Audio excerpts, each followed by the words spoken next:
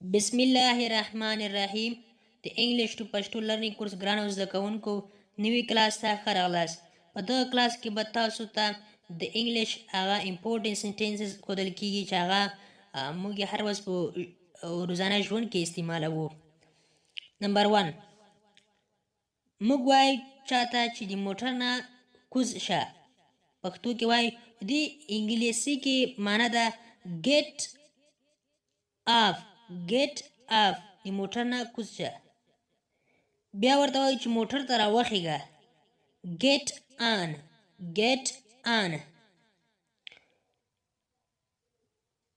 څه سبب ده، څه علت ده. what is the reason.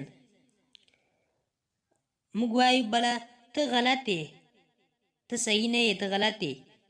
د دې انګلیسي معنی ده you are wrong.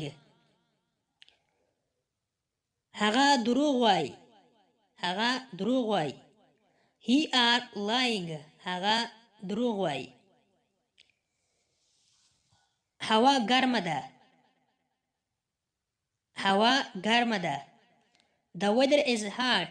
the weather is hot. هوا ګرمه ده. دغه یخ ده یا سوړ ده. it is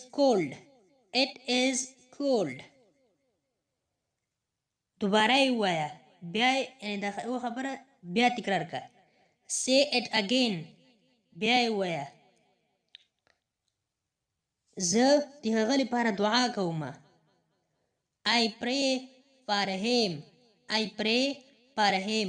زه د هغه لپاره دعا کوم. بله جمله ده وای خبرې مه کوه. پښتو کې موږ وایو چې خبرې مه کوه.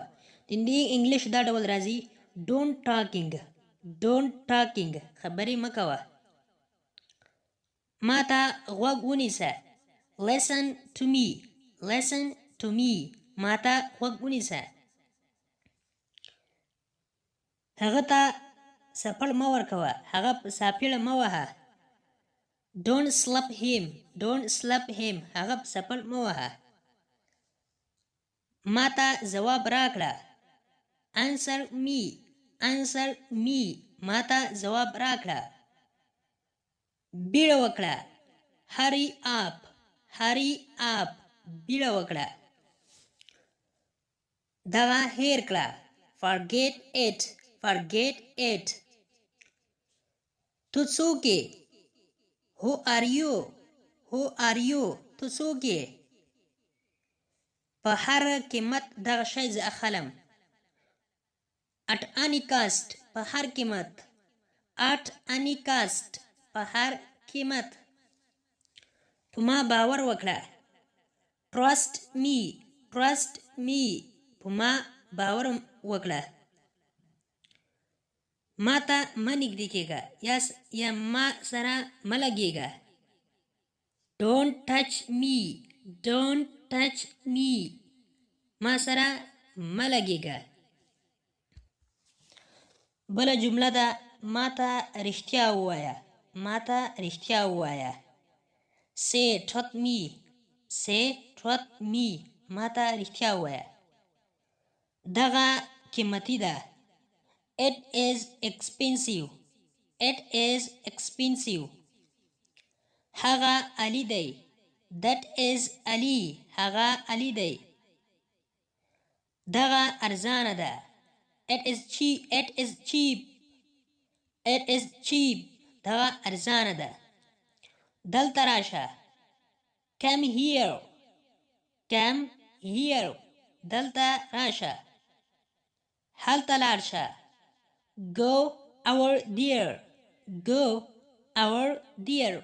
هلته لاړ شه. نننی کلاس تر دې ځایه پورې یو. هیله ده چې یو څه مو ترې زده کړي وي. که غواړئ چې انګلیسي ژبه په کم مخ کې زده کړئ نو لطفا زموږ کلاسونه چې موږ یې روزانه اپلوډ کوو هغه تعقیب کړئ، هغه وګورئ. د دې لپاره زموږ چینل سبسکرایب کړئ او بیل آیکن ووهئ تر څو زموږ هر نوی کلاس چې موږ یې اپلوډ کوو تاسو ته په خپل ټایم در ورسیږي. تر بیا چې زه حاضرېږم، تر بیا مو په ټول په الله پاک سپارم هر چیرې چې یاست الله مو مل شه. Thank you so much for watching.